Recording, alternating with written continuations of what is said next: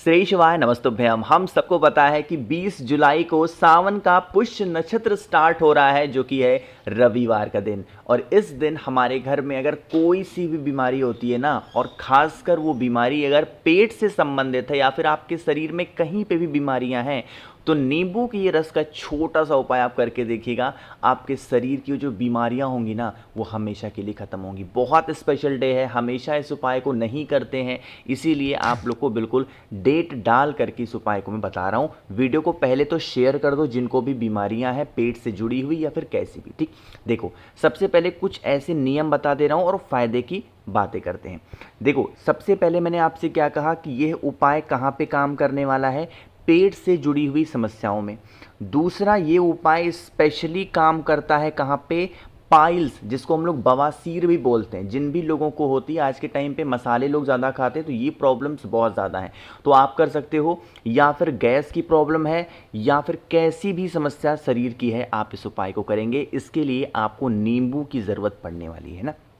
देखो अब कुछ लोग कहते हैं भैया पीला वाला नींबू लेंगे कि हरा वाला। अरे नींबू नींबू है, कोई सा भी ले लो, देसी ले लो, बाहर का आया हुआ है उसको ले लो, पीला ले लो, हरा ले लो, कोई दिक्कत नहीं है।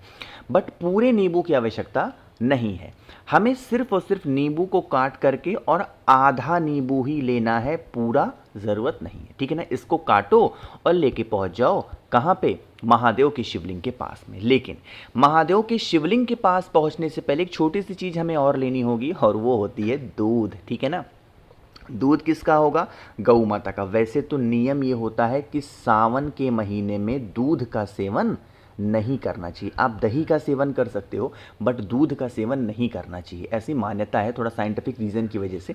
लेकिन अब उपाय कर रहे हैं तो बहुत ज़्यादा भर के एक गिलास दूध नहीं लेना, एक छोटी सी कटोरी ले लो और आधा कटोरी दूध उसमें लेना, बस ज़्यादा नहीं। आधा कटोरी दूध लेना, कच्चा दूध लेना जो गर्म किया गया ना हो। ठीक है ना, इस दूध को लेंगे, नींबू को लेंगे और पहुंच जाएंगे सीधा महादेव के शिवलिंग के पास में। यहाँ पर एक नियम सुनिएगा, हमें ऐसे महादेव के शिवलिंग के पास जाना है जहाँ पर कोई आता जाता ना हो। ठीक, आप कहोगे भैया ऐसा कोई मंदिर थोड़ी बचेगा सावन में जहाँ कोई आए ही ना, बहुत लोग रहते हैं, बहुत भीड़ होती है, बहुत सारी चीज़ें चढ़ाते हैं। तो आपको इस उपाय को मंदिर में नहीं करना है, आपके घर के अंदर जो महादेव का शिवलिंग हो वहीं पे इस उपाय को कर लेना।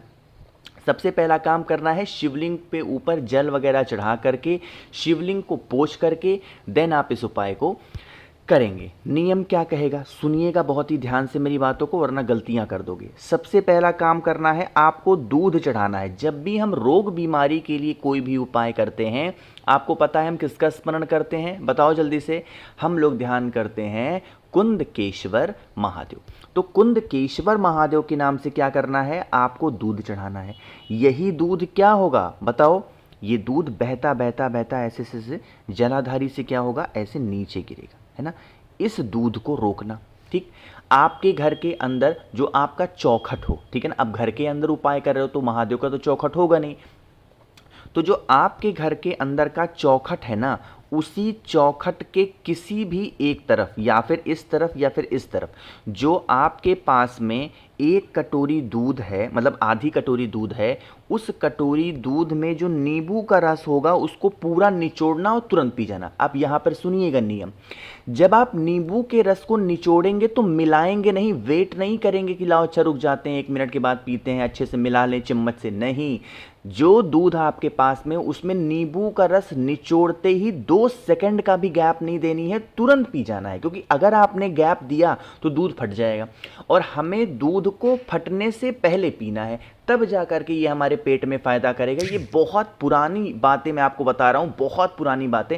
आप सभी को इस उपाय को करके देखना है, जिससे बीमारियाँ आपके पेट से जुड़ी हुई वो धीरे धीरे खत्म हो जाएंगी। हफ्ते में 1 बार या 2 हफ्ते में 1 बार आप इस उपाय को ज़रूर किया करिए। ठीक है ना, चलो तो आप लोग को पहला उपाय तो भाई समझ में आ गया होगा। आगे बढ़ते हैं इस वीडियो के हम लोग अपने दूसरे उपाय की तरफ, और इस उपाय को आपको करना है अपनी इच्छा की पूर्ति के लिए। जैसे बहुत सारे उपाय करते हो, व्रत रहते हो, उपवास रहते हो, बट आपको उसका कोई फ़ायदा नहीं मिल पा रहा, तो आप इस उपाय को पंचामृत से करेंगे, और इससे आप अपनी बरसों पुरानी मनोकामनाओं को बहुत जल्दी पूरी कर सकते हैं। क्या करना है, स्क्रीन पे आप लोग को पंचामृत दिखाई दे रहा है, बार बार रिपीट नहीं करते हैं कि पंचामृत में कौन कौन चीज़ें आती हैं ना।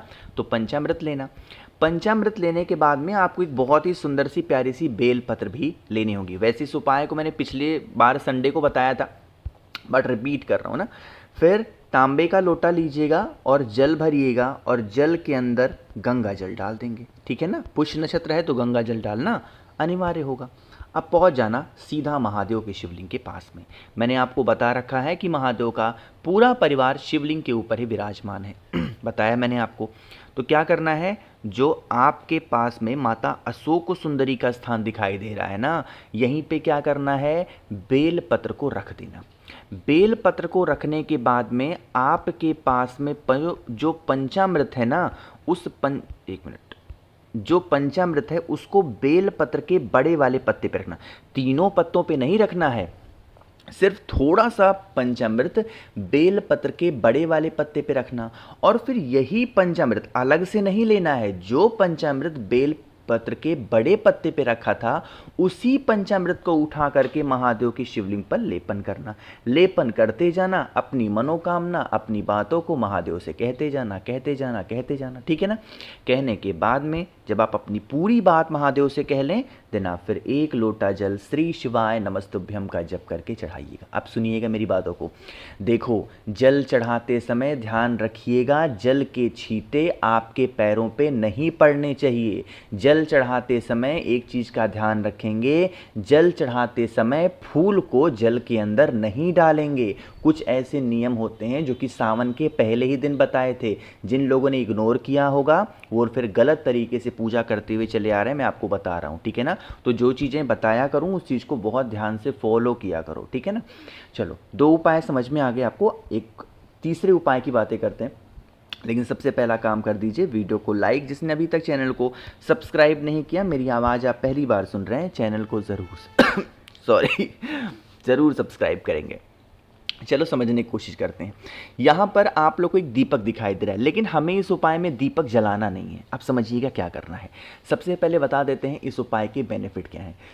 जैसे मान लो कि आप कि घर का कोई ऐसा इंसान हो या फिर आपकी पूरी फैमिली में कष्ट खत्म नहीं हो पा रहे हैं, बहुत प्रयत्न कर रहे हो, बहुत कोशिश कर रहे हो, किसी घर में धन का कष्ट है, व्यापार है, नौकरी है, कोई आपकी इज्जत नहीं कर रहा, कोई आपकी बातों को नहीं मान रहा है, एक छोटा सा दीपक लेना, ठीक है ना।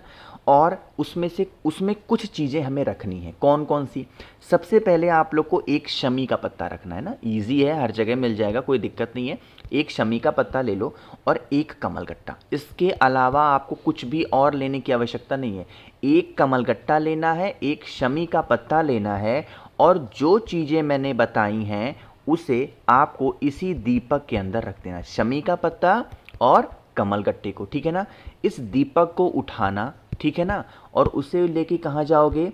महादेव के शिवलिंग के पास जाना, और शिवलिंग के पास में ही उस दीपक को अवधूत रूप महादेव का स्मरण करेंगे, अवधूतेश्वर महादेव के नाम से वहाँ पर रख करके महादेव से विनती करके चुपचाप घर चले आएंगे।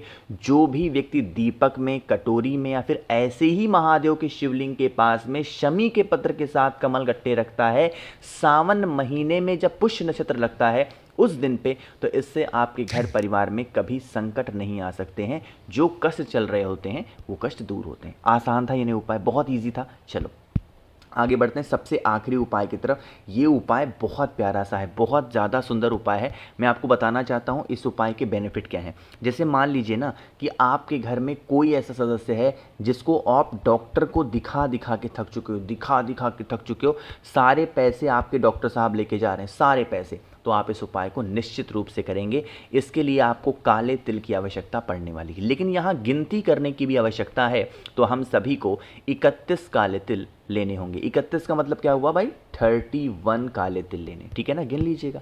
और फिर महादेव की प्रिय चीज़ तो हम कैसे भूल सकते हैं, जो कि क्या होती है?